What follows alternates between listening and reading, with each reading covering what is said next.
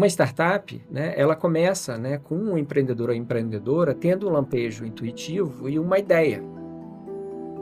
Só que entre a ideia e um fluxo de caixa perene e sustentável, essa é a jornada da startup. Então, você não consegue construir uma empresa baseada naquele problema. Então, muitas vezes é um problema existente no mercado, mas ninguém está disposto a pagar por ela. Então, quando você cria um ambiente de inovação que a gente atrai várias startups que têm essa cabeça, que têm empreendedores e empreendedoras, a gente também cria um pool de outras pessoas que estão sofrendo no mesmo momento. Essa questão da mentalidade de você estar acertando, errando e manter-se inovando. Que aquela empreendedora está naquele momento. Então tem mais gente para você trocar figurinha, trocar ideia, você aprende coletivamente mais rápido. Aí é hora de você definir que a paixão vira dinheiro.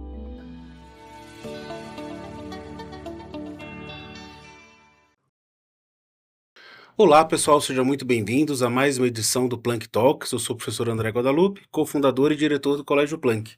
E hoje o tema que a gente vai conversar é um tema que eu sou apaixonado, é um tema que a gente desenvolve um projeto muito forte aqui dentro do colégio. E para falar sobre startup, para falar sobre empreendedorismo, para falar sobre cultura de inovação, a gente tem dois convidados muito especiais. Começo aqui com o Jefferson, que é o presidente do PIT, o Parque de Inovação e Tecnologia aqui de São José dos Campos. Obrigado, Jefferson, por estar aqui com a gente, é um prazer enorme. Um prazer, né, estar aqui com a comunidade Planck, né? Conta com a gente.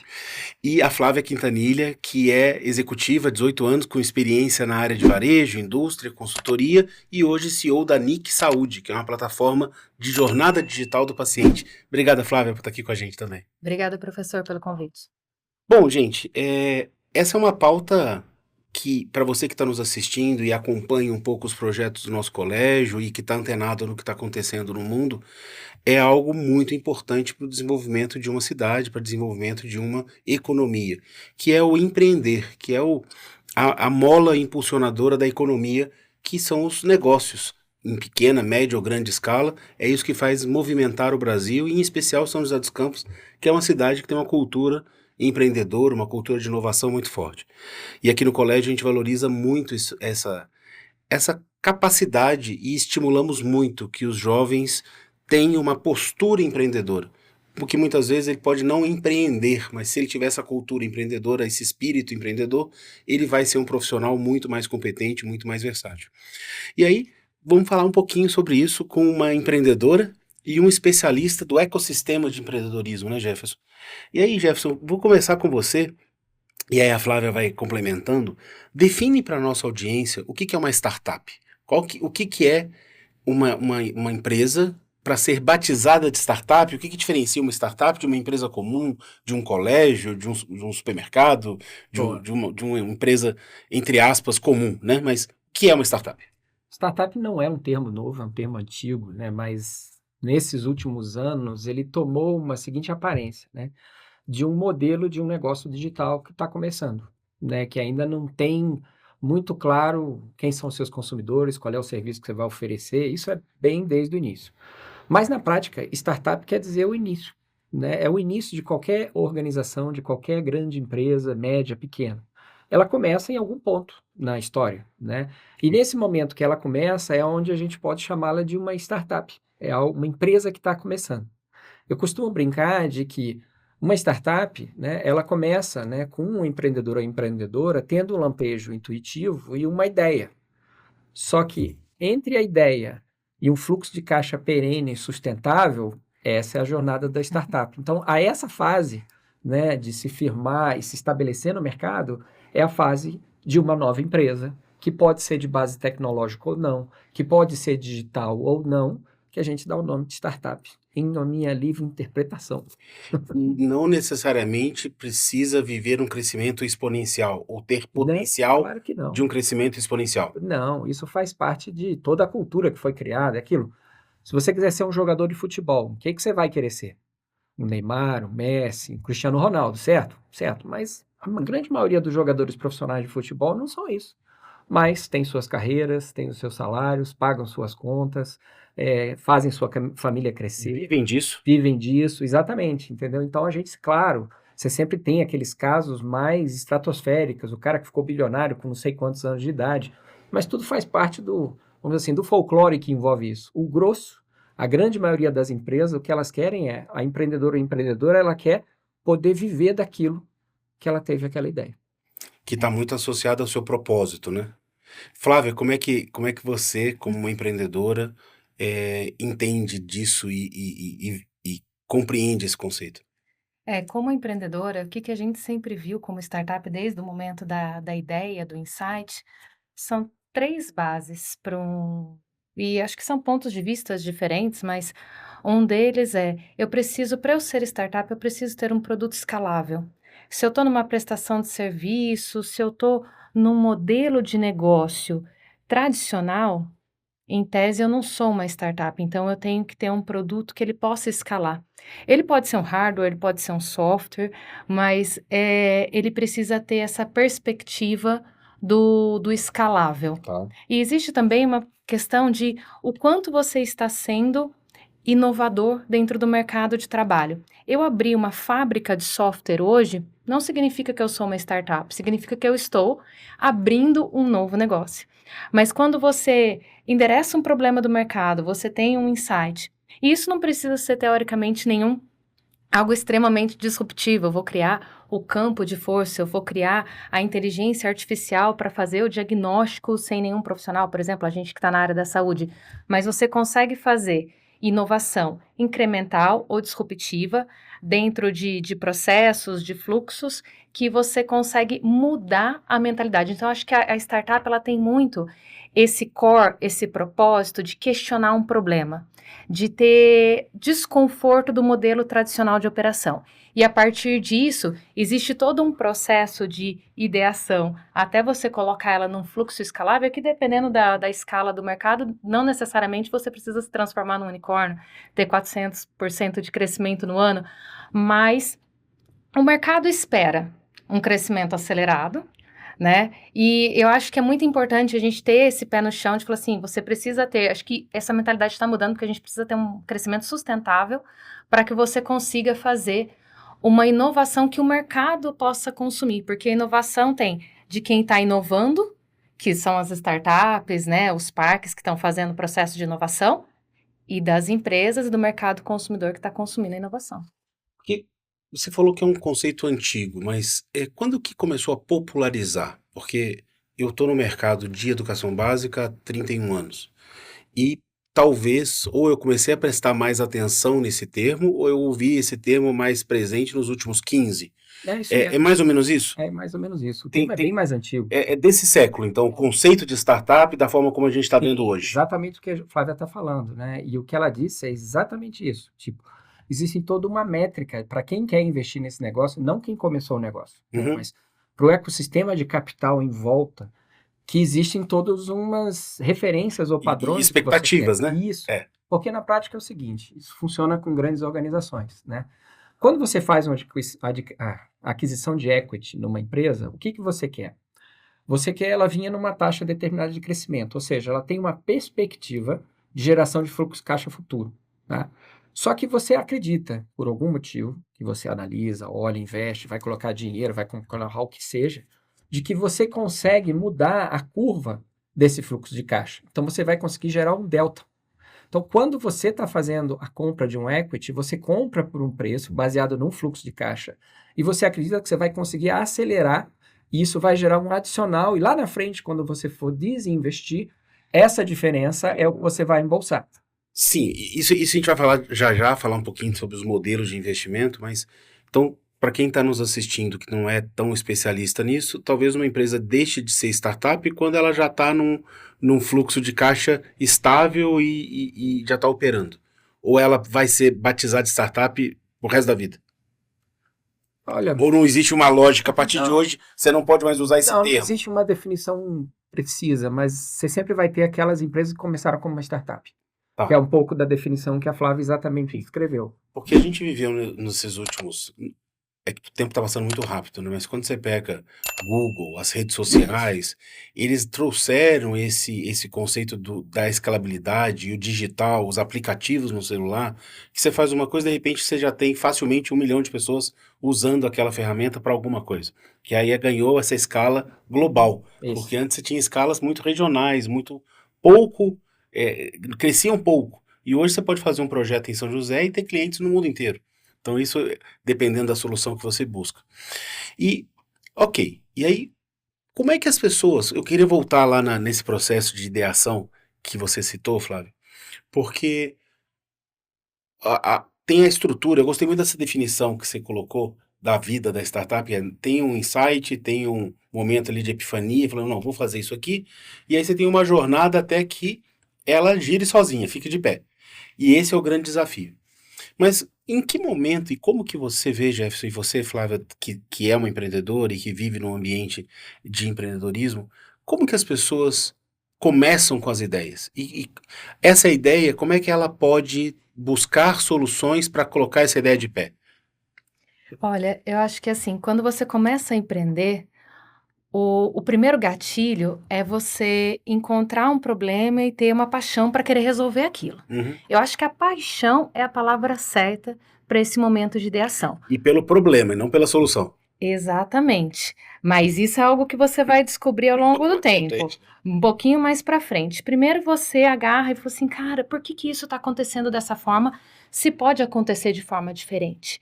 E a partir disso, você começa a estruturar um mínimo produto viável. Você começa a entender como você consegue resolver aquele problema. Ok. Então, pensando numa jornada, onde você vai ter um momento de ideação até que você conseguir um cliente, um business case e você conseguiu validar no teu mercado, acho que aí é o primeiro grande desafio. Você tem aí o problema, você conseguiu idealizar uma solução para o teu problema, você conseguiu o potencial parceiro, um potencial cliente para endereçar aquele problema e você validou que existe mercado, né? Porque aí você E se um precisa... comprou, talvez mais gente compre, né? Exato. Aí é hora de você definir que a paixão vira dinheiro. Isso é extremamente importante, porque não adianta nada você ficar apaixonado por uma solução que ninguém paga por ela. Então, você não consegue construir uma empresa baseada naquele problema. Então, muitas vezes é um problema existente no mercado, mas ninguém está disposto a pagar por ela. Inclusive, no primeiro MVP da NIC, quando a gente rodou lá em 2016, 2017, nós desenhamos um primeiro piloto da plataforma, onde ele é endereçado diretamente para os consumidores finais. Os consumidores amaram, as pessoas que usaram, né, os pacientes adoraram. Mas no final do MVP, quando a gente falou, mas quanto você pagaria por essa plataforma? Eu falei assim, não, não quero pagar. Eu, Maravilhoso isso, né? Quem eu, conta pro empreendedor isso, né? exato, o próprio usuário final. Aí o usuário final falou assim para mim, não, eu não quero pagar por isso. Eu espero ter isso gratuito, eu espero poder consumir isso da minha empresa, eu espero consumir isso da minha operadora de saúde, do governo, da onde for, mas eu não quero pagar por isso. Eu acho legal usar, mas eu não quero pagar. Então a gente validou duas coisas ali. Eu consigo resolver um problema, eu tenho engajamento do meu usuário final, mas não é ele que vai remunerar. Então, essa primeira fase é extremamente importante. Uma vez que você chegou, falou assim, tá, daí a gente repivotou, conseguimos um business case onde eu tinha um cliente que queria consumir via valor no mercado que poderia pagar. Aí pronto, aqui a gente tem um produto. Antes eu só tinha uma paixão, eu não tinha um produto. Isso é interessante porque existem, eu como empreendedor, né, nós criamos um negócio que não é inovador, é um colégio, todo mundo tem colégio, colégios existem, só que a gente fez uma inovação marginal. Então, vou fazer um colégio que tem características diferentes, que vai trazer um currículo um pouco diferente, que vai ter uma forma de tratar o aluno diferente, que vai envolver os professores e o time de orientação e coordenação de forma diferente, e eu quero uma dor. Agora, de alguma forma, o mercado tem que falar, estou disposto a pagar por isso ou isso está só na sua cabeça, né? E aí, quando a gente montou o colégio em 2016, e aí existe toda uma burocracia dentro do setor, você tem que apresentar isso para a diretoria de ensino, a diretoria de ensino tem que validar a escola, você tem que ter uma estrutura física que tem que ser chancelada Uhum. pela prefeitura e pela diretoria de ensino. Depois que você vai vendo todas as etapas, e são todos quebra-molas que você passa, fala assim, gente, será que eu vou dar conta de passar essa barreira? Será que eu vou passar por todas as fiscalizações e vou ter energia para entregar do jeito que a legislação exige? E aí depois que você faz tudo isso, agora eu posso falar pro pai, olha, existe uma escola assim, assim, assim, tem um modelo do plano que você quer. E a gente passou, Flávio, a gente abriu o aniversário do colégio, 18 de agosto, que foi o primeiro dia que nós trabalhamos no nosso antigo prédio. Tinha internet, tinha móveis, e a gente foi abriu a porta e falou assim, estamos aqui, 18 de agosto de 2016, para abrir matrícula para janeiro de 17. Em cima. Passou um mês e meio, não entrou ninguém no nosso prédio. Ninguém. A gente vinha todo dia de manhã cedo, feliz, animado, para atender um cliente, para apresentar. Durante um mês e meio, foram 6 semanas. Entende por que da paixão? Tem que ter, porque aí você ficava lá, e você ficava refinando, olhando, vendo as estratégias, como é que eu comunico. E numa cidade que tem excelentes escolas. E a gente era um entrante, jovem, com uma quantidade de dinheiro bastante acanhada, então não dá para fazer uma campanha gigantesca, mas aí um dia apareceu um pai. Aí o pai entrou, a gente explicou a proposta, apresentou o projeto, e o pai falou assim, legal, eu vou falar com a minha esposa, vou falar com meu filho, vou trazer aqui de novo. Aí veio, voltou. Aí falou, não, vou fazer a matrícula. Então, foi a primeira pessoa que apostou Paciente zero. paciente zero, que foi o cliente, falou assim, não, eu pago. Isso, Vou assinar aqui um contrato isso. e eu vou pagar. Pode emitir um boleto que eu pago o primeiro boleto. Esse é o ponto. É. Na hora que a solução que você propõe faz com que o outro ser humano mexa na parte mais sensível do corpo humano, que é o bolso, significa dizer que ele comprou. E no nosso caso, concordo plenamente, Jefferson, e no nosso caso ainda tem um diferencial que é, eu compro o seu serviço e eu entrego o que eu tenho de mais importante na minha vida, que é meu filho. E Exatamente. ele vai estudar aí com você. Exatamente. E você vai, de alguma forma, influenciá-lo por 8, 10 horas por dia. Então eu confio em você. É isso aí. Eu confio na pessoa André, na pessoa Humberto, na pessoa Pelisson, e que nós três estávamos ali para apresentar. E tá bom, achei legal, deu um fit cultural, gostei do que vocês apresentaram, eu acho que vocês vão entregar o que vocês estão falando. E a gente teve 56 pessoas, 56 famílias, que apostaram na gente para iniciar a atividade em janeiro. E a gente falou, não, deu certo. Se tem 56, tem mais. E aí é o famoso fluxo de caixa, né? Porque quando a gente monta, a gente imagina que vai vender mais do que vendeu. Você até se prepara para vender menos, mas o otimismo do empreendedor, Esse é o ponto. né, vai dar certo. Esse é o ponto, André. E é um ponto muito, muito importante. Muito importante. Porque o exemplo que você deu e o que a Flávia descreveu, e a gente vê isso com a Nick lá, é justamente esse. A paixão, ela te carrega para vencer muitos desses obstáculos. Perfeito. Mas no fim do dia, você tem que estar apaixonado pelo quem vai ser o teu cliente. Exato. No fundo, para você mudar, a gente vê muitos empreendedores que ficam tão apaixonados pelaquela ideia inicial que eles não conseguem mudar o modelo, adaptar, para atender, na verdade, alguém, para atender aquela dor que a Flávia falou, que é o que motiva, e, na verdade, muitas vezes a dor é algo que o próprio empreendedor vive. Né? O exemplo de vocês é muito bacana. Nenhum de vocês tinha 20 e poucos anos quando começou, tinha? Não. Não. É gente que já tem um bom tempo de mercado e conseguiu detectar uma dor e uma assimetria de mercado com experiência para propor um desenho de solução que pode ser interessante. Isso você não faz sem experiência, que é uma das grandes coisas que a gente vê, aquela venda de que com 20 anos de idade você virou CEO de uma empresa multibilionário e não vai ter mais que fazer nada na vida. Não é isso. E é interessante, Jefferson, eu acho que, não sei se foi você que comentou na viagem que nós fizemos a Seattle, a gente foi visitar algumas empresas, que a faixa etária dos empreendedores não é tão jovem, 40 né? e meios. Então é alguém que já viveu, que já teve a experiência de erros e acertos na sua trajetória e que é capaz de enxergar o mercado. Exatamente. E Né? aí tem a capacidade de entender o mercado para saber quando que eu tenho que mudar, qual é a próxima. Porque imagina que não tivesse entrado nenhum dos pais. Isso. Nem aquele primeiro, que é crítico, porque ele é o primeiro que valida, né? Ele compra o sonho que vocês construíram. Mas ao longo daquele, se não tivesse aparecido nenhum daqueles 56, aí o TikTok do dinheiro ia bater. Isso. Né? E aí você fala, peraí, que a gente... Aí você começar a entender com eles o que vocês montaram que de repente não estava adequado e ver se tinha uma solução para adaptar. Mas isso, de certa forma, acontece até hoje, né? Então, esse respeito pelo mercado, esse Mas respeito isso é pelo cliente, crítico. pois é. E é legal você entender quem que é o seu early adopter. É, Porque quando você está inovando, seja de forma incremental, como o colégio fez, seja de maneira completamente disruptiva dentro do mercado, como a Apple fez, por exemplo, você precisa encontrar quem que é o teu consumidor zero. Quando a gente fala em consumidor zero, é um perfil de consumidor. É isso aí. Porque assim, quando a gente entende de mercadologia, como é que funciona o processo? Nem todas as pessoas querem consumir inovação. A grande maioria do mercado quer ser seguidor. Tem muitos clientes que a gente prospecta que eles perguntam o seguinte: eu tenho certeza que os teus primeiros usuários aqui, os primeiros pais que vieram, falam assim, mas quantas classes você já tem? Quantas turmas você já tem? Então, a mesma coisa que a gente passa, mas quantos hospitais vocês atendem? Quantas prefeituras vocês atendem? Mas muitas vezes aquele usuário, aquela empresa ou aquele pai que ele quer consumir inovação, aquelas pessoas que ficam na fila da Apple para comprar o lançamento e que eles não sabem o que estão ali por vir, eles não estão preocupados com custo-benefício, eles querem sair na frente. É um fator essencial para você entender quem vai consumir o seu mercado, porque às vezes você está ouvindo não porque a tua solução não é boa, não porque você não está sabendo endereçar o problema no mercado, é porque você não está sabendo endereçar para a pessoa certa no momento certo. isso. Você atinge primeiro o early adopter, quando você já tem uma massa de primeiros usuários, você começa a atrair quem? Os seguidores.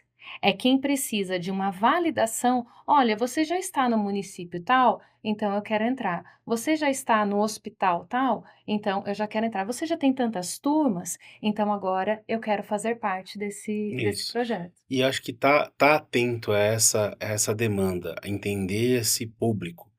E o ajuste, então, eu olhando essa trajetória do colégio, que é uma trajetória jovem, são 8 anos, os valores da escola não mudaram, as nossas crenças fundamentais do que fazemos de manhã cedo quando acordamos e viemos trabalhar não mudou, mas muitos serviços, muitos projetos que iniciaram do jeito que a gente achava que era maravilhoso, na hora que você começa a rodar, fala: "Não, mas e se mudar aqui?". Aí o pai fala assim: "Mas isso aqui é bacana, mas você já pensou em fazer desse jeito?". E aí você pesquisa algo que você fez, que você acha que o retorno vai ser maravilhoso, e o retorno não é, e ali vem sugestões. Então tem um desprendimento de aceitar crítica, e eu acho que esse é outro ponto do empreendedor. Porque o empreendedor, ele se coloca muitas vezes como, eu sei mais do que Dono da você que vai verdade. pagar É, para mim, tá morto. né? Esse cara, então, porque ele tem que ouvir e aceitar cortar na própria carne. Falar assim, não, isso aqui não. E aí ele vai mudando, e eu acho que é fundamental ele não mudar o propósito dele, não mudar os valores fundamentais, mas ele vai se adequando, e isso permite o crescimento, permite que você seja contemporâneo, que você tenha sempre um produto e um serviço que está fazendo sentido naquele momento. A gente inaugurou esse prédio, 6 semanas depois da inauguração, a gente tinha aumentado perto de quase 200% quando a gente construiu esse prédio, e 6 semanas depois de inaugurar entrou a pandemia. Então eu passei quase menos de 200 alunos para quase 600, todos em casa. Então agora como é que eu crio a cultura nesse jovem remoto? Então nós tínhamos o time, e aí foi uma reestruturação em 24 horas, falamos, nós vamos escalar. O que nós vamos fazer nas próximas 2 semanas para atender as famílias que estão em casa? Então agora nós temos que virar uma empresa de suporte, garantir que todo mundo consiga acessar as ferramentas que nós tínhamos disponíveis, garantir que o pai loga, que o aluno loga, que ele tem computador, que o professor em casa conseguiu montar um mini estúdiozinho em casa, com os recursos que ele tem. Pronto, fase 1. Todo mundo está logado e o professor está logado. Agora vamos para outra fase. Vamos melhorar a aula. Vamos para outra fase, curadoria, melhorando tecnologia. E a gente viveu 5 fases ao longo de 2 anos. Mas sempre sem achar que, nossa, essa aqui é definitiva, temos a solução. Falamos, vamos sobreviver por 2. E isso fez crescimento durante a pandemia e o engajamento, e nos destacamos na pandemia, porque o colégio fez um trabalho melhor que a média, bem melhor que a média. E a gente cresceu com alunos que tinham vivido 6 semanas aqui. E falou assim, não, a cultura da escola é muito boa. E quando a gente voltou para o presencial, passamos a ter problemas que a gente não tinha no remoto, porque antes estava cada um em casa. E aí o ano passado parece que foi o ano zero, porque aí veio todo mundo para cá. Aí passamos a ter problemas que nós não tínhamos, que era trânsito. É o pai que chega, o pai que às vezes fala, nossa, eu não achei que tinha tanto aluno, será que vai manter a qualidade? Não, já tinha. Só que agora estão todos aqui. E antes eles revezavam, vinha só 1/3 cada semana. Então acho que ter essa capacidade, né, Jefferson, de se adequar e entender o público, eu acho que é fundamental. E isso vale para depois que deixa de ser startup e vira empresa média, grande, gigante, multinacional, sempre, né? As empresas que perdem o pulso do mercado, elas ficam para trás. Às vezes elas entram num beco sem saída e quando vê já foi, né? Tem vários exemplos disso. Um dos melhores agora atual é o do WeWork, né? Perfeito. Que às vezes você tem o early adopter, você tem mercado, você tem condições, você tem uma série de coisas, mas a proposta de longo prazo da organização não atende uma demanda real. Então, às vezes você deu o exemplo da pandemia, né? Vocês tiveram que se adaptar à realidade da pandemia, mas depois que voltou à realidade pós-pandemia, foi outra adaptação. Você falou colégio novo, É. né? E é verdade. E se você não adapta, o que acontece? Aí os pais podem falar, não, peraí, os caras mandaram bem na pandemia, mas para um colégio mesmo, de verdade, né, físico, não. Não tá tão Então, bem. aí você ia começar a ter perda de alunos, entendeu? Então, essa capacidade, esse entendimento é absolutamente relevante. Numa empresa que é uma startup, isso é mais crítico, porque a margem de erro é muito menor, porque você não tem escala. Então, o que acontece? Você está muito mais suscetível a alguma coisa de curto prazo afundar o seu negócio. Eu acho que o desafio maior é a gente ter, independente do tamanho, hoje eu não acho que o Planck está numa situação estável. Essa instabilidade proposital, esse desconforto proposital, sem que isso seja uma neurose, sem Sim. que isso seja necessariamente uma insatisfação permanente, mas é como se a gente estivesse todo dia no dia 1. Então, assim, o que a gente está fazendo? Hoje mesmo a gente estava discutindo coisas de manhã de como que a gente melhora para o ano que vem e o que não está bom, que precisa melhorar É isso e aí. como que a gente continua, mas não é para crescer mais aluno, é para que o nosso aluno se torne cada vez mais bem atendido, para que o nosso aluno tenha cada vez mais aprendizado. Então, muitas vezes, o crescimento não é crescer, mas é você entregar uma qualidade ainda maior para o seu cliente. Porque daí esse cliente, esse aluno, essa família, se torna um verdadeiro embaixador da sua marca, do seu produto. Porque se ele percebe que ele tem as expectativas plenamente atendidas, superadas, ele percebe o filho com gosto de estudar, se sentindo bem na escola, feliz, voltando para casa falando bem, é tudo que ele quer. E ao mesmo tempo, se o filho volta para casa falando mal, tive um problema, o professor não agiu correto, a coordenação não agiu correto, é um estresse. Então, reinventar esse processo num modelo onde o cliente está dentro do seu prédio, 8 horas por dia, por 200 dias, é um desafio. Porque nem sempre o cliente dentro da sua organização, não conheço outro modelo de negócio que seja assim. O hotel você fica, mas você fica um período, né? A escola, o cliente vive aqui dentro. E é gente cuidando de gente o tempo todo. É um desafio enorme. Então, ter essa habilidade, eu acho que é forte. E professor, eu acho que é muito legal essa questão da mentalidade de você estar acertando, errando e manter-se inovando. Isso para mim que é o verdadeiro, você perguntou um tempinho atrás, você tem Perfeito. quanto tempo é startup? Eu lembrei, falei assim, cara, pela lei das startups, startup é da fundação há 6 anos. Mas será que realmente é? Quem determina esse prazo, essa data? Eu acho que continua sendo startup quem continua sempre com o sentimento de inovar, sempre insatisfeito com aquilo e olhando, assim, não insatisfeito no sentido É, paranoico de desconforto, que aquilo é ruim para se viver, gera para se ansiedade, né? não, mas não, assim, eu fiz melhor do que era ontem, mas o que eu posso fazer melhor hoje que será melhor para amanhã também? Até por uma questão de sobrevivência, né, Flávio? Uhum. Porque se você não inova continuamente, vou dar um exemplo sem o menor problema de colocar, porque um dos nossos valores é a transparência com o nosso público. Hoje, o nosso sistema de login, dos acompanhamentos, das ferramentas que o colégio usa, não dá uma experiência boa para o pai e para o aluno. São várias ferramentas, com vários logins, a gente não tem um single sign-on, o ambiente é muito fragmentado, e um pai hoje, e o aluno, ele tá acostumado a one click buy. Então ele entra na Amazon, compra e aí recebe hoje à noite. Ele faz o pedido do iFood e chega em meia hora. Ele compra um livro, pede um carro. Então a tecnologia hoje, a experiência do usuário dentro de outros setores traz um benchmarking para a experiência na escola. Então o pai hoje ele quer pegar um botão, clicar e acessar a nota do aluno, acompanhar as ocorrências, ver a nota da redação, ver a nota da prova, ver a fragilidade. E a experiência tem que ser boa, mas não é porque ele quer isso na escola. Ele quer isso na vida dele. e outros setores que são mais tecnológicos, têm mais capacidade de investir, estão dando essa experiência para ele. E aí a escola olha e fala assim, poxa, estaria bom há 5 anos atrás, mas hoje Isso aí. não é uma experiência boa. Funcionava 5 anos atrás.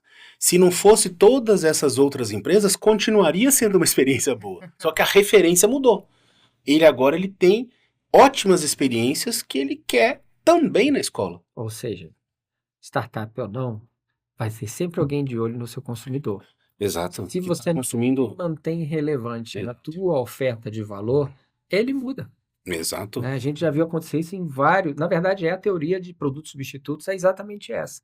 Né? Então, é um processo. Trabalhei em multinacional que não dá para considerar startup. Era no final do século XIX, mas nos anos 2000 não é mais. Né? E a preocupação com inovação, de se manter relevante para os consumidores e consumidores é constante. Porque, Jefferson, tem a questão da troca, mas tem a questão do não estar plenamente satisfeito. Isso. Porque talvez ele não troque de escola, até porque isso em outras escolas é o mesmo cenário. Uhum. Mas hoje é um item que não é só avaliar o professor, não é só avaliar a orientação, o acompanhamento socioemocional. É a experiência de acesso à nota. Isso. Essa experiência eu tenho boa em outros lugares. O nosso pai, ele é acostumado a ir em bons restaurantes. E o atendimento num bom restaurante, é o que sobe a régua. E ele não quer ser atendido aqui diferente do que ele é atendido num ótimo restaurante, num ótimo resort, num ótimo hotel, numa ótima experiência que ele teve. Então ele vai trazendo isso pra gente, ao mesmo tempo que é muito legal, é instigante porque te faz melhorar, mas não é só, quando a gente fala de pesquisa de mercado, né, Flávia, não é só dentro do seu setor. Então a gente percebe que o pai, ele muda o referencial de qualidade de entrega. Por exemplo, o aluno passou a exigir do professor uma performance melhor depois que ele vê os YouTubers. Uhum. Então esse cara dá aula de física no Ele não é qualquer YouTube. youtuber, não, né? Não, ele pega São os. profissionais. Não, ele pega um cara espetacular claro. e fala assim: Você não é igual por que aquele você não tem esses recursos? Eu falo, não, é que eu tô te dando uma aula ao vivo aqui que dura 50 minutos. Esses 20 minutos que ele produziu, ele demorou um mês para produzir. E ele tem uma equipe que faz aqueles 20 minutos com aquele experimento. Mas o aluno passa a ter essa referência. E eu não acho que ele está errado.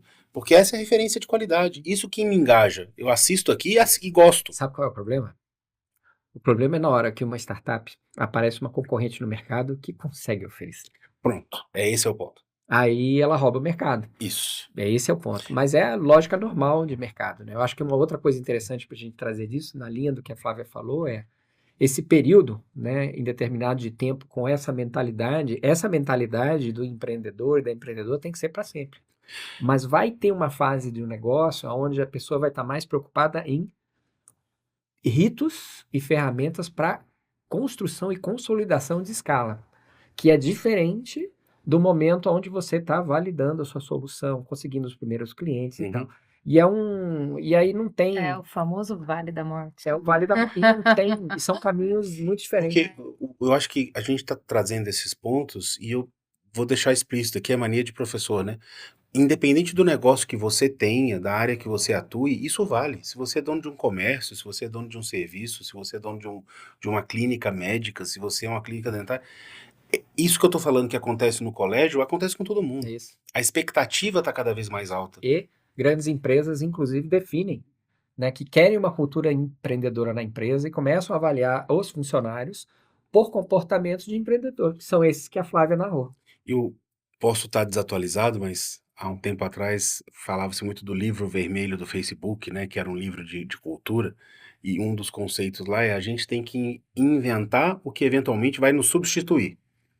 É Então, bonito falar isso. é bonito, mas é um pouco isso. Então, se eu não melhoro uma solução Alguém vai. dentro da escola, alguém faz. E na hora que alguém faz, Isso. ó, aqui você vai ter uma escola com os atributos positivos que você vê lá e tem isso aqui a mais. Isso. Esse cara leva. Isso. Qual era o grande medo do Bill Gates? Esse. Porque ele foi esse moleque. É.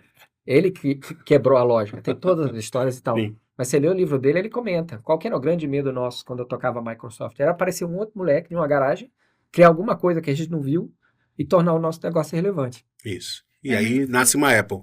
E aí inovar, canibalizando o que você já tem no portfólio, é que eu acho que é o pulo do gato mais difícil, porque você fazer inovação incremental em portfólio de produtos, em portfólio de serviço, mas você matar a tua vaca leiteira, que é aquele produto que está dando mais rentabilidade para a tua empresa, mas ele não cresce mais tanto, porque quando você vai no conceito da matriz BCG, você vai entender que a vaca leiteira é o quê? Aquele produto no teu portfólio que ele Gera dá muito dinheiro, rentabilidade. ele gera receita, mas ele não cresce.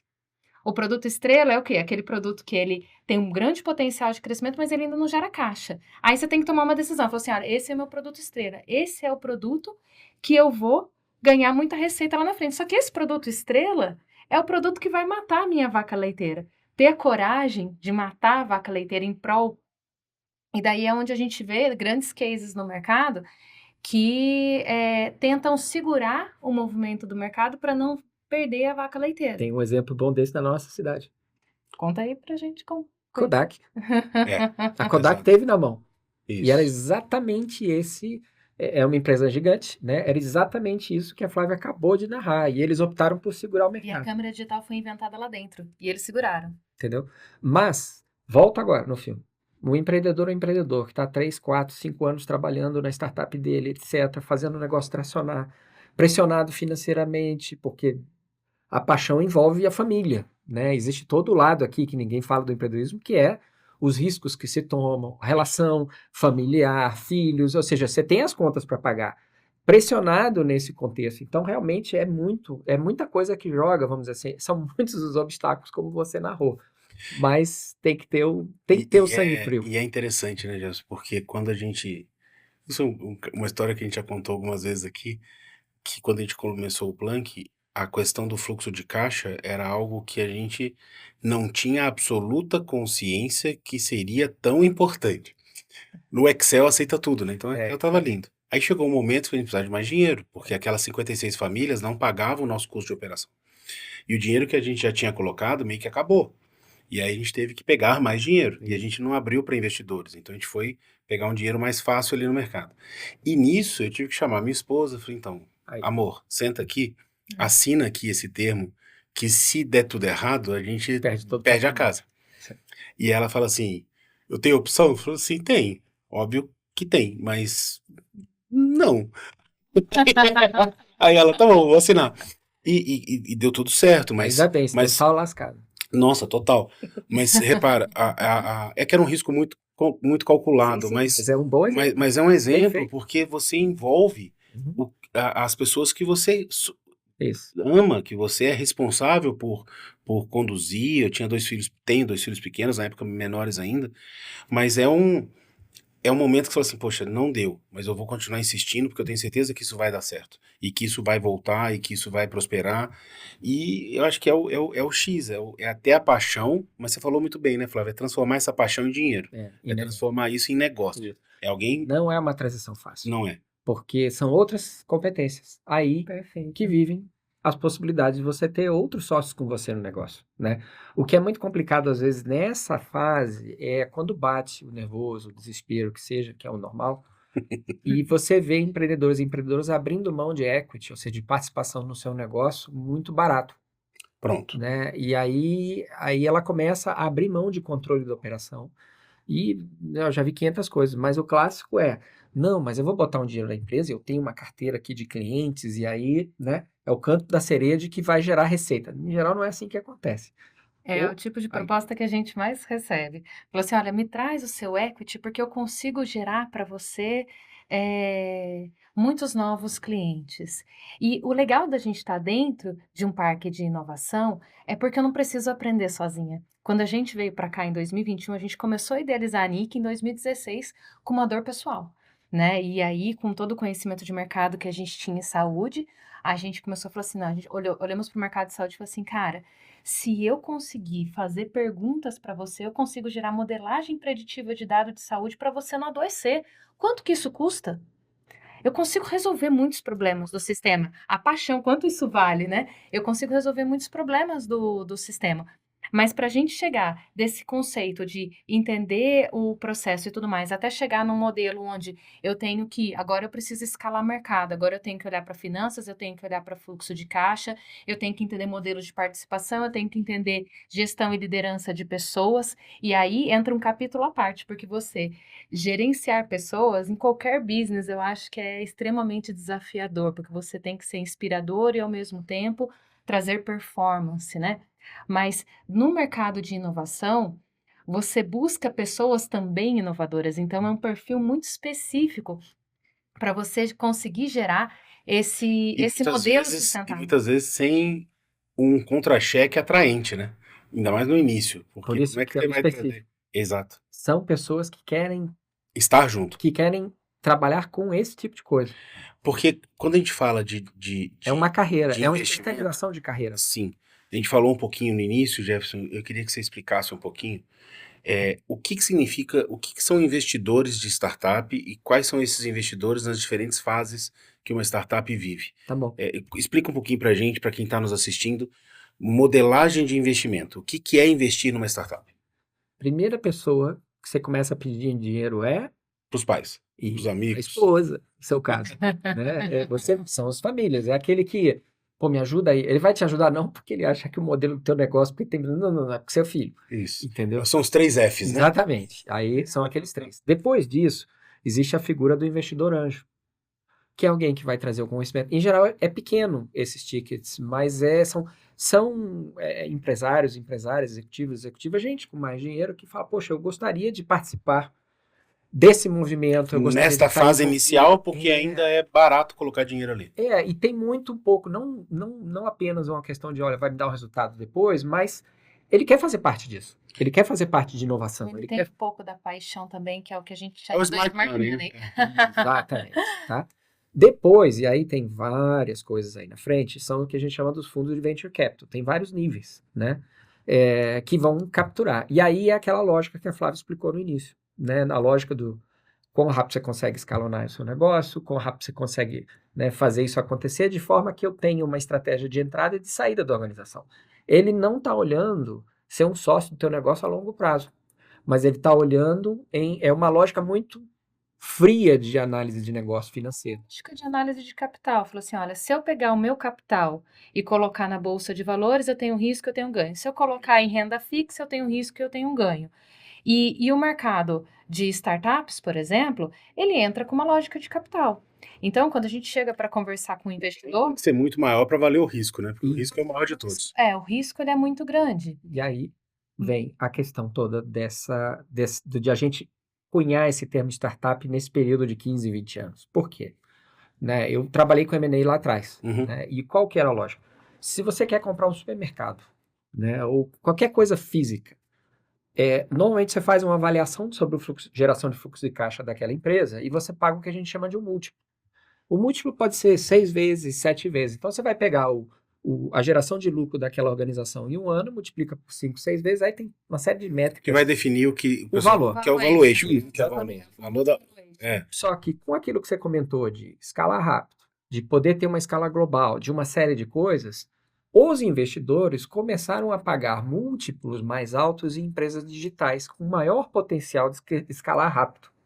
E daí que vem toda essa cultura, né? Ou daí que ainda vem muito disso. O que acontece agora? 2008 teve problema, né? Uhum. A bolha estourou, mas depois retomou muito da coisa do que é correto, né? O correto eu digo assim, que é mais sustentável em termos de investimento. Só que hoje o que está acontecendo é a gente está vendo uma migração de dinheiro desse tipo de fundo para um outro tipo de fundo que se assemelha mais ao processo de M&A. Né? Tô falando uma besteira aqui, mas vocês vão entender, que é o fundo de Corporate Venture Capital. O que é isso? Eu tenho uma empresa XYZ que olha a tua organização e fala, peraí, se eu fizer um aporte financeiro na tua organização e eu usar o teu produto, o teu serviço no minha canal de distribuição que eu já tenho, eu consigo fazer o teu fluxo de caixa sair daqui e ir para cá. Então ele usa o ativo que ele já possui. Então, por isso que eu digo que aparece um M&A no sentido de que você está buscando aí, nesse caso, não apenas a valorização da velocidade Essa aqui é uma complementaridade, né? sinergia. Sim. É exatamente o termo para isso daí. Então, é uma outra lógica. E aí, por que isso muda completamente? Isso muda completamente porque aí o casamento é de mais longo prazo.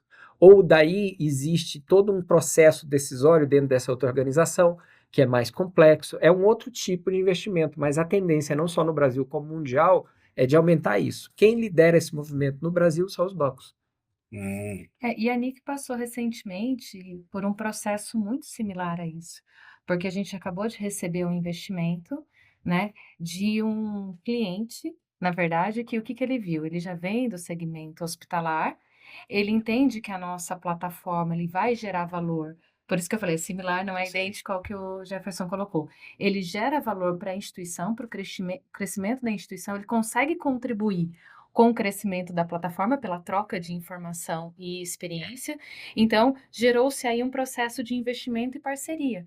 Tá. Porque ele tem o potencial de escalar o nosso produto, de apoiar o desenvolvimento do nosso próprio produto, e o nosso produto, em contrapartida, também gera valor para o produto origem dessa organização. Então, aí, a gente foi o primeiro investimento que a NIC captou, né, que a gente está concluindo agora em 2023, a gente vem tracionando a empresa, e nosso primeiro business case foi em 2019, e até por um conselho que a gente teve de todo o processo que a gente fez do Parque Tecnológico, várias vezes quando pareciam oportunidades, a gente já recebeu ofertas muito tentadoras nessa nossa jornada, e todas as vezes que a gente vinha lá com o parque, com a equipe do Nexus, falou, pessoal, olha, eu tô com essa oportunidade, me ajuda, porque daí você vem com aqueles contratos extensos, com cláusulas que você lê aquilo ali e fala assim, hoje eu tenho que entender, entendo um pouco, mas eu preciso de um apoio jurídico para me apoiar a entender o que está escrito naquelas entrelinhas todas, naquelas cláusulas todas o que está escrito. Mas assim, o essencial é espera o quanto mais você puder para captar um recurso. Porque existem 2 fatores aí. Primeiro você captar o smart money e depois você ter controle pleno das possibilidades de manobra que você tem. Porque a gente falou um tempinho atrás, falou a possibilidade de erro, de mudar aquilo que você estava pensando no começo, e a gente tem que ter possibilidade de pivotar. Falou assim, olha, eu tô com meu barquinho, com a minha lancha, né? Eu não tenho transatlântico, eu tenho uma lancha. O mercado tem um monte de transatlântico que eu tô competindo. Eu tenho uma lancha. E o meu principal diferencial é poder virar a direção dessa lancha a hora que eu entender que é necessário, eu como empreendedora. Mas se eu tenho um grande investimento comigo ali, Que já a minha tá definida, né? mudar. Então, essa sempre foi a preocupação da Nick, para a gente poder ter essa flexibilidade. Mas achar o tempo certo de ver se já tá no momento maduro o suficiente ou não é uma habilidade, né? E existem algumas métricas de mercado que ajudam a gente a entender o ponto, mas eu acho que, assim, trazendo numa visão bem simples do processo, quando você já tem um produto que ele já está, um produto, no nosso caso, um produto tecnológico, que você já consegue escalar ele para um mercado, né? Assim, os seus desafios começam a ser outros. Quais são os indícios disso daí? Hoje, os desafios da NIC, por exemplo, não é desenvolver produto. Meu desafio tá, como eu atendo a minha demanda de mercado. Não é como eu atraio, é como eu atendo. Porque hoje eu tenho clientes esperando propostas, Eu clientes. dou conta?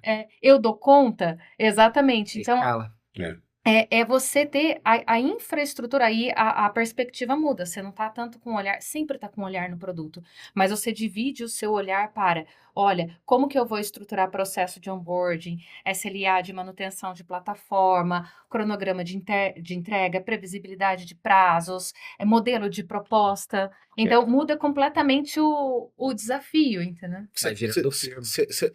E você tocou num ponto, Flávia, que é um ponto que eu percebo muito e lendo, né, e vivendo na prática, que é o famoso CTG, né? Você tem que ter gente na startup com um viés comercial, um viés tecnológico e um viés de gestão.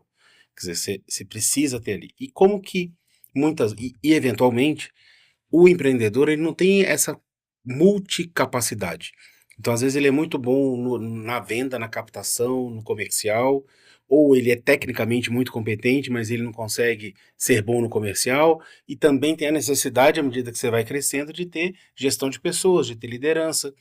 Jurídico, financeiro. E aí, como é que você vê, Jefferson, um empreendedor que teve uma ideia legal, que conseguiu passar por um processo de ideação joia, que de alguma forma fez lá seu MVP, validou, conseguiu ter o primeiro cliente, só que de repente ele olha e fala, agora eu preciso ter essa. E agora, atendo bem como? E ele falou assim, agora eu preciso de gente. Como é que as startups resolvem esse tipo de problema? Ele acha um sócio e dá equity para ele? Ele contrata? Então, Como é que ele faz com que ele tenha um time que tenha capacidade de gerir essas áreas que ele precisa? E que são core, né? olha, tem mais do que 1001 respostas para isso, né? Cada caso é um caso diferente, mas muito do que acontece no início da startup quem está à frente dela, o empreendedor, a empreendedora, 2 ou 3 pessoas, né, os donos daquela startup, eles normalmente abdicam de um ganho econômico em outra atividade para estar ali. Tá. Então, aparentemente, parece que é sem custo, mas não é. Ele está abdicando de um custo econômico em alguma outra atividade. O que acontece Tem um trade-off ali, né? tem, né? Porque tem uma expectativa futura, mas para isso acontecer, alguma coisa tem que pagar as contas hoje, né? Por isso que é mais fácil, claro, você começar isso novo dentro de casa, né, ou na casa dos pais, do que depois, Numa né? garagem, Exatamente, do que mais as velho. responsabilidades são menores, Exatamente. né? Mas o fato é, invariavelmente, alguma hora vai esbarrar nisso. Que é, eu preciso de capability nova dentro da minha startup que eu não tenho. Aí você vai ter que contratar. Então, ambientes, incubadoras de startups, ambientes como o Nexus, que a gente cria a possibilidade de oferecer esses conteúdos para que as empreendedoras e empreendedoras possam absorver.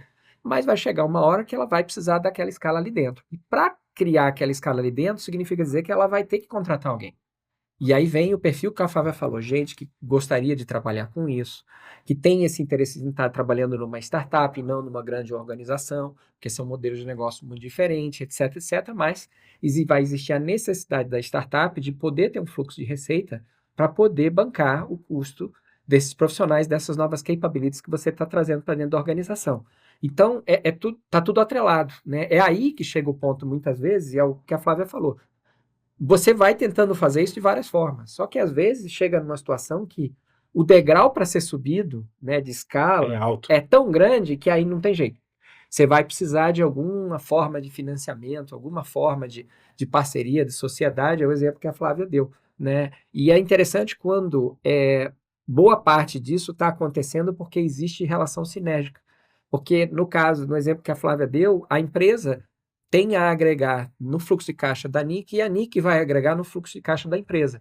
Entende como uma decisão de investimento aí é mais complexa para a empresa? Porque ela tem duas expectativas para serem realizadas. Que é diferente de um investidor que fala assim, eu vou te trazer clientes. Ah, É diferente disso, não né? cai nesse papo furado, não. Porque estou generalizando aqui, Claro, né? claro. Mas porque no fundo é o seguinte, é a paixão de quem está na frente, é o que a gente sabe, de qualquer M&A, de qualquer empréstimo, né? Quem está te tomando dinheiro quer que você esteja comprometido 24 horas por dia com o sucesso daquela organização.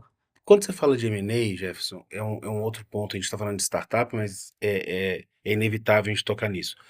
A gente percebe que todo o mercado um pouco mais maduro vai vivendo uma fase de consolidação. Isso. Então a educação tem vivido um pouco esse cenário, grandes players comprando, não sei como é a saúde, mas em que momento que o empreendedor decide, não, vou vender. Não, acho que vale a pena eu ceder, entre aspas, a essa pressão, a essa consolidação. Mas depende, tem dois momentos. Pode Então, ser o momento onde coloca um pouquinho eu isso pra preciso gente. de capital, né? Por exemplo, os motivos que a Flávia deu, né? Preciso escalar agora, preciso mudar, ou acabou o dinheiro, mas eu acredito na minha ideia, eu preciso trazer um sócio com dinheiro para poder ganhar mais um ano, e em um ano o negócio vira. Tem várias formas, E aí a né? gente faz um novo acordo de acionistas aqui e você entra na Isso. empresa. É diferente do desinvestir. Ou o empreendedor, de alguma maneira, chegou no preço dele, de alguma maneira. Ou Não necessariamente? não, porque assim, de novo, é tão variado quanto as pessoas são diferentes. Porque, por exemplo, o sonho da Flávia e do Felipe, quando montaram a NIC, era um. No dia que eles realizarem esse sonho, vai chegar num ponto de maturidade que eles podem falar: bom, realizamos. Quais são os nossos próximos sonhos? E aí tem muita gente que pode olhar e falar: olha, como eu te falei, é muito variado. A pessoa pode olhar e falar: olha, eu lembro, já conversei com startup que eu falei: e aí, qual que é o teu sonho? Meu sonho é fazer um IPO na bolsa. Eu falei: essa eu não vou trabalhar. Por quê? Porque eu falei: mas que diabo de sonho é esse? Fazer um IPO na bolsa. Isso daí, na verdade, É o resultado de um um trabalho. exatamente, entendeu?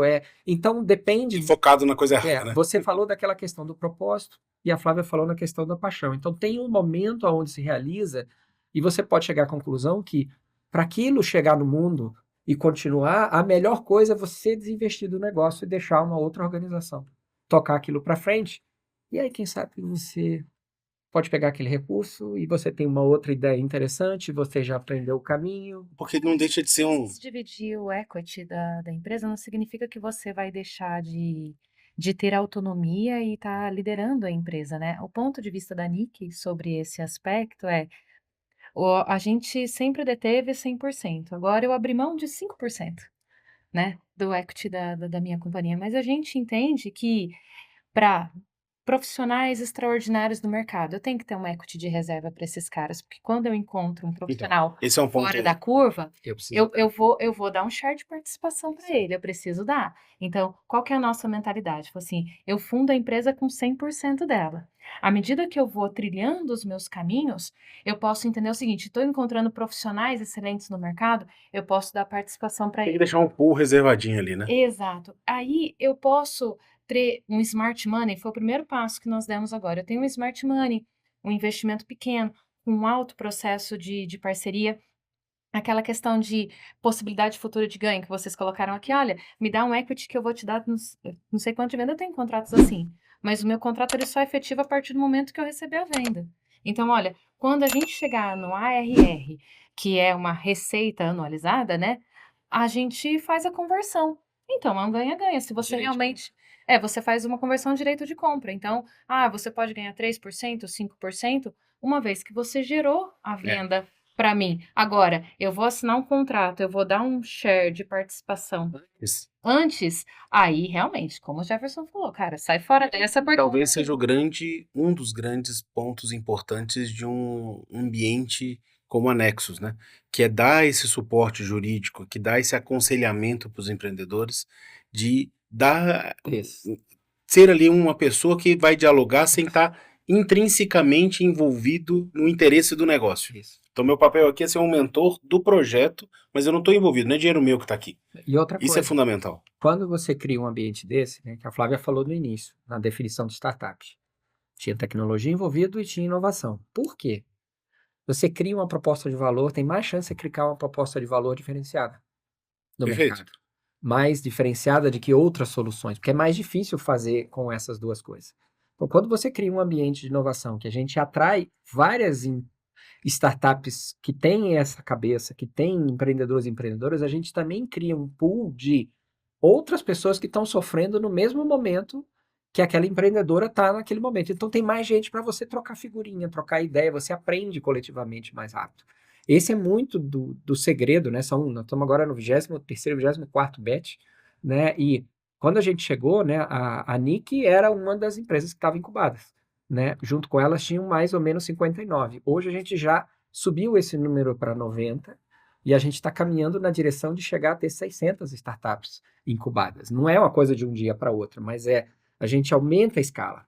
E aí eu preciso de mais mentores, mais jurídicos, mais financeiros, mais tudo isso que ajuda, mas ao mesmo tempo eu crio um pool maior de empresas, né, que estão vivendo aquela situação, eu atraio mais capital para estar perto, né, porque existe uma escala interessante ali, mas na verdade é um ambiente criado para fazer isso. Isso explica, é meio que o ovo e a galinha, né, porque assim, a taxa média de sucesso de uma startup no mercado é 10%. Então, de cada 10 sonhadores, um vira o fluxo de caixa perene, escalonável, né, que deu certo, né? A taxa que a gente tem na incubadora hoje é de 2/3, né? Então, de cada 10, 6 ou 7, né, dependendo, né, do ano, dão certo. Então, isso tudo se retroalimenta. Matematicamente falando, você aumenta em 7 vezes a sua chance, é espetacular isso. Em uma vez. Só que coloca isso ao longo de 10 anos, aí são juros compostos. É. Porque isso vai dar filhotes e vão crescer. E uma outra coisa interessante aí para a região, né? A NIC começou aqui, É isso, né? ponto que eu ia perguntar Dentro agora. não começou aqui, mas começou a criar os relacionamentos aqui, a sua cadeia de fornecedores aqui, a NIC está crescendo aqui, etc e tal. Então, assim, a chance É pouco provável que a NIC monte a sua sede fora de São José. até que tem uma lógica de mercado que exija isso. Mas, assim, pensa na quantidade de empresas. Então, no fundo, o que a gente está ajudando a criar é atrair brasileiras e brasileiros de vários cantos do Brasil para São José dos Campos, porque eles veem aqui um ambiente de prosperar. E aí, o que é interessante? Na hora que a gente escolhe uma nova startup, eu tenho a NIC na cabeça. Que pode ser uma startup que tem uma solução que pode ser interessante para a NIC. Ou, às vezes, vai ter ali um empreendedor ou empreendedora que, às vezes, o sonho dele não deu certo, mas, eventualmente, a NIC é alguém que já está no métier e pode encontrar emprego em uma outra startup, enfim, já vai gerando as coisas. Ser eventualmente esse profissional que você falou, achei aqui uma pérola, que é um profissional espetacular e que eu quero trazer ele para minha companhia como sócio, vou dar equity para ele. Quer dizer, tem vários modelos onde gente boa se reúne, né? Isso é E fundamental. quando a gente tem um parque tecnológico por trás, esse modelo ele se retroalimenta, porque para ter um ambiente propício para a inovação, você precisa muitas vezes, por mais que a gente esteja trabalhando com tecnologia, existem pessoas por trás idealizando todo esse processo.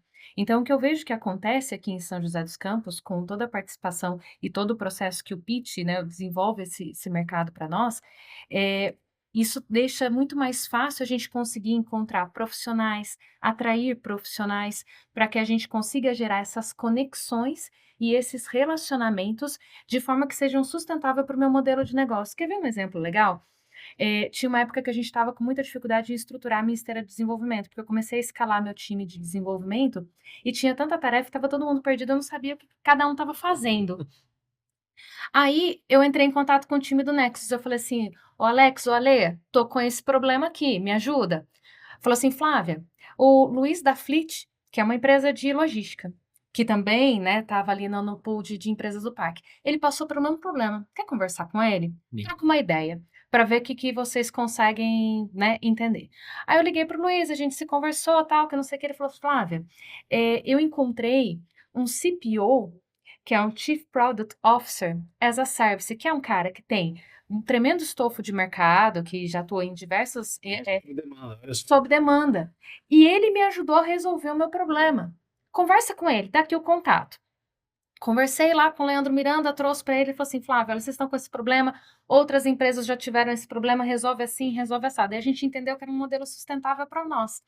Eu ter profissionais altamente experientes, mas para eu contratar ele para minha empresa, hoje não faz sentido para o meu caixa, né, pra eu contratar profissionais Uhum. altamente especializados no mercado, mas são profissionais que nos apoiam e não faz a gente reinventar a roda, faz a gente correr mais rápido, porque ele entende, falou assim: "Olha, esse problema que vocês estão passando, então a gente tem esse modelo para vendas, eu tenho esse modelo hoje mais com foco em CTO, né, então, eu resolvi o Interessante. produto, então eu consigo, porque são profissionais que ele vem, dão uma consultoria pontual, atuam a gente a desenvolver um determinado modelo, e eu não fico gastando energia, porque assim, a gente tem uma mentalidade que startup pode errar, mas eu não tenho fôlego para errar. Uhum. Então eu tenho que aceitar o erro, mas eu tenho que errar rápido e corrigir a rota rápido. Que é um eu tenho meus desafios aqui no colégio é muito a construção e a manutenção de uma cultura adequada e um olhar de futuro, né, então tá olhando sempre para frente. E a gente tem evoluído dentro da nosso ciclo de vida a governança do colégio. Então, a gente está caminhando, por exemplo, um modelo de um conselho consultivo, não um conselho administrativo, que daí diminui muito a gestão dele, mas e buscar é uma forma interessante de ter conselhos muito bons, de gente muito experiente, que vai se dedicar a você, mas eles não precisam estar com você o tempo todo. Então esse conselho consultivo que a gente vai construir tem esse papel, e a gente está buscando meio que a dedo pessoas no mercado dentro de áreas muito específicas, que falam assim, em que área aqui que eu preciso caminhar e que talvez eu precise de aconselhamento, uma mentoria. E aí você vai convidando essas pessoas, na hora que você vê, você vai pagar por algumas horas por bimestre para essa pessoa, vai ler seus relatórios, você vai fazer as perguntas, ela vai gastar um tempo, que também é uma ilusão achar que ele vai só vir na reunião e vai resolver com uma vara mágica, um conselho mágico. Então ele tem que se envolver, esse conselheiro, no sentido de tá aqui nosso problema, tá aqui a nossa operação, estuda ela, esse é o problema que eu quero resolver, eu preciso de conselhos nessa área. E aí a gente vai montar esse comitê, esse conselho consultivo, que vai ajudar muito o colégio a crescer, que é muito na linha do que você fez de um CPO as a Service, né? Que é ter pessoas muito competentes, com grande experiência, que seria inviável trazer como sócio, seria inviável contratar, nem teria o que ele fazer o tempo todo, ele não viria para cá, Sim. mas ele acha muito legal poder ajudar uma escola inovadora, uma escola boa, e ele retribui um pouco para a sociedade e ainda recebe Bingo. relativamente bem. Fechou para os dois. Então, eu acho que cada empresa vai vivendo uma fase de governança, de modelo de gestão, que faz com que eu jamais pensaria nisso Uhum. 7 anos atrás, e talvez deixar de pensar isso hoje seja errado. Hoje é o momento certo de pensar E isso. pode ser que exatamente, porque vai chegar uma hora que a Nick vai ter uma escala tal que ela vai precisar contratar o CTO, Pronto, entendeu? Mas é exatamente. tudo uma questão de tempo. Ter flexibilidade Uhum. para enxergar qual é o tamanho da sua dor e quanto que você precisa investir para resolver aquela dor, né? E, professor, acho que tem uma coisa legal que, por exemplo, nem sempre você vai contratar um profissional desse para trazer outros profissionais, mas pensa o seguinte: a gente tem que olhar para nós, empreendedores, também, e entender que enquanto a empresa cresce, você também precisa crescer com ela, e existem competências que Perfeito. muitas vezes ao longo da tua trajetória você não tem. Você começou a fazer, vamos olhar para um profissional técnico.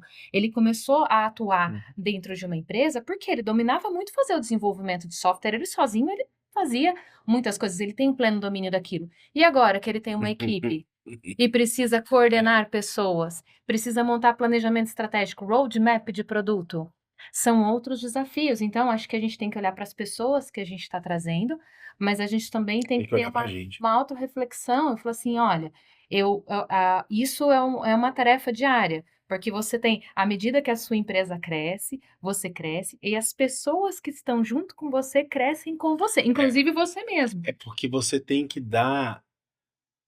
Não é só dar o exemplo, mas é que se você não buscar se aperfeiçoar, a empresa morre. Porque que no fundo, né, Flávio, eu acho que todo empreendedor que está nos ouvindo, a dor e o desafio do empreendedor é muito solitário, né? Porque na hora que você deita ali no travesseiro, mesmo que você tenha sócios, a decisão que você toma no dia seguinte impacta em muita gente. É isso. Então são muitas pessoas que trabalham na empresa, são muitos os clientes. Aqui no Plank passam por dia 1.000 pessoas.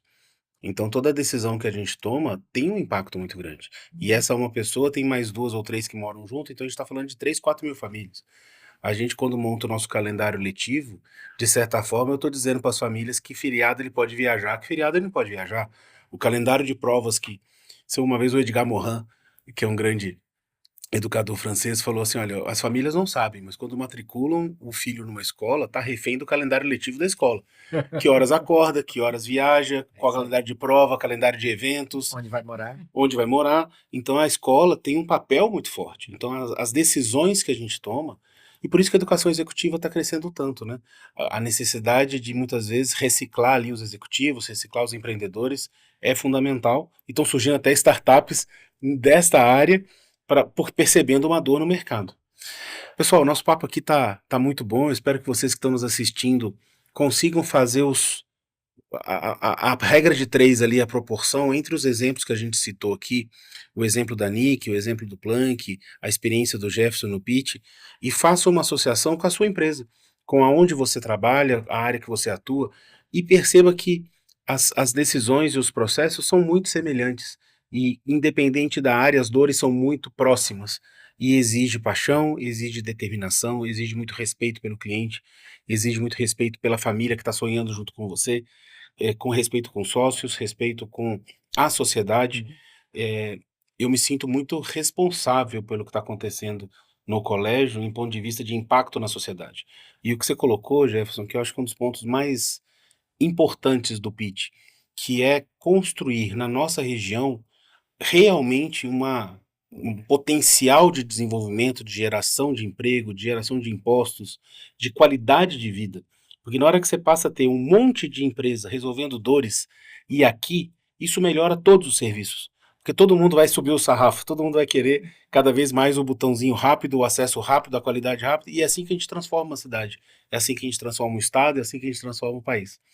A gente já está nos nossos minutos finais, eu queria pedir para vocês que conselho que vocês dariam? Flávia, você, que conselho que você daria para um empreendedor, pra uma pessoa que sonha em empreender, você nessa trajetória, e para o Jefferson já ir pensando, que conselho que você dá para um estudante, Jefferson, um Uhum. aluno nosso do colégio, que fala assim, poxa, eu gostaria de empreender.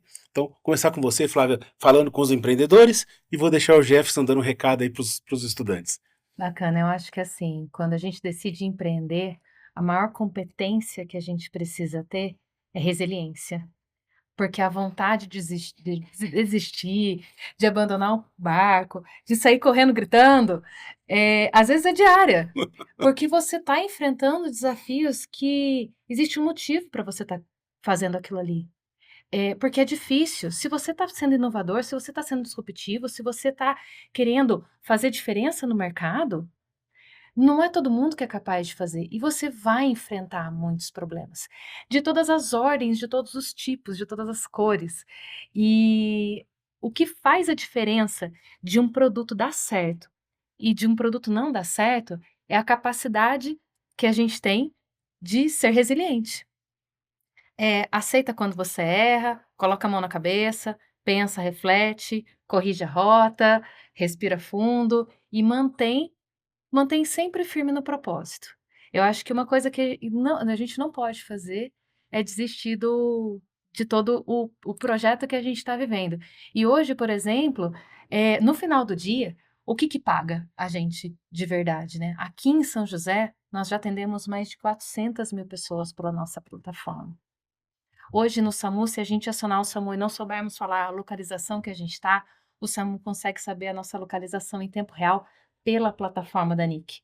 Então, assim, o resultado no final do dia, quando você tem a paixão e sabe transformar ela em dinheiro e não desiste no meio do caminho, independente das dificuldades, com todo respeito à família, aos colegas, a quem vem lutar essa luta junto contigo, clientes, funcionários, etc., é porque no final do dia a gente está fazendo a diferença de verdade. Teve muito paciente que teve acesso à saúde aqui, que teve o seu exame feito no prazo e que não teve, de repente, um agravamento de um câncer, porque a gente não desistiu dessa briga, entendeu? Então, assim, vale muito a pena. Quando você tem um propósito legal ali, vale a pena. Nossa, o seu olho brilha quando você fala disso. Muito legal. Jefferson, para os nossos jovens futuros empreendedores. Vamos ser estagiário lá na NIC, né? Legal. Galera, ó, vamos aprender bastante aí, estudem bastante, porque tá Mas o- rampando aqui. O ponto, na verdade, a brincadeira é essa, mas o ponto é exatamente esse. O que é importante vocês saberem? Empreender é uma escolha de carreira, né? Existem várias formas como você, estudante, pode se realizar profissionalmente. Você pode querer fazer um concurso, ser um servidor público, você pode querer trabalhar numa grande empresa, você pode querer ser um cientista, um pesquisador, você pode querer ser um empreendedor. É um caminho de carreira que vão ter as suas coisas legais, as suas coisas complicadas. A Flávia de cara falou os dois, né? Que existe a possibilidade de você expressar um propósito, deixar a sua diferença no mundo, que talvez só um artista tenha, né? Por outro lado, exige muita resiliência, porque a gente está muito acostumado a ser vendido as grandes histórias bonitas de sucesso, mas o dia a dia, o trabalho, a complexidade, etc., é longo prazo. Resiliência que vai fazer você um dia chegar nesse momento de apoteose, como a Flávia acabou de escrever aqui para vocês.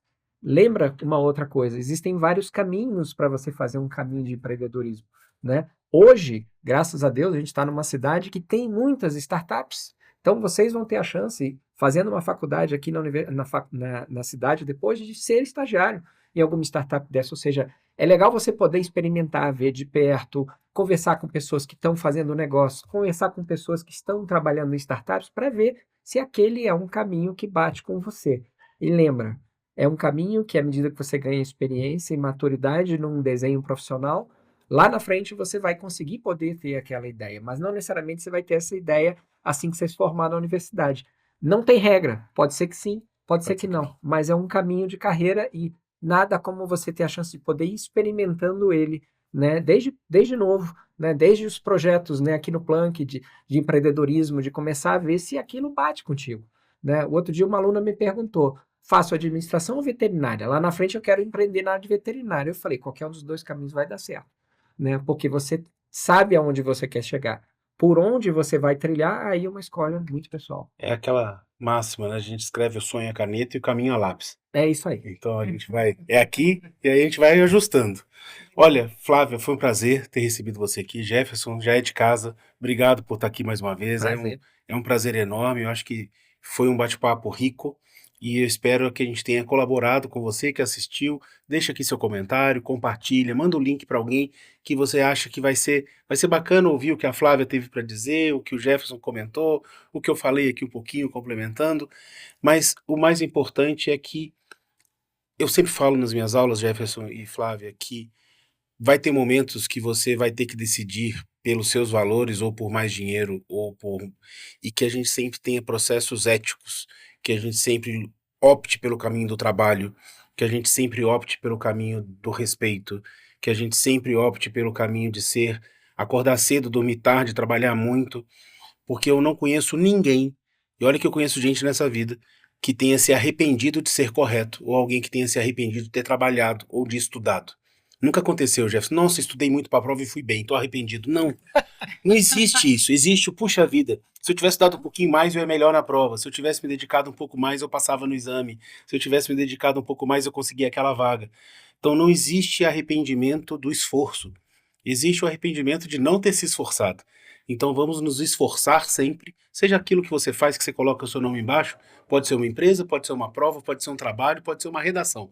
Tem o seu nome, faz com capricho, faz com cuidado, faz de forma ética e faz de forma transpirando, porque você não vai se arrepender nunca. Gente, muito obrigado por estarem aqui e a gente se vê na próxima semana, no próximo episódio. Tchau, pessoal, obrigado.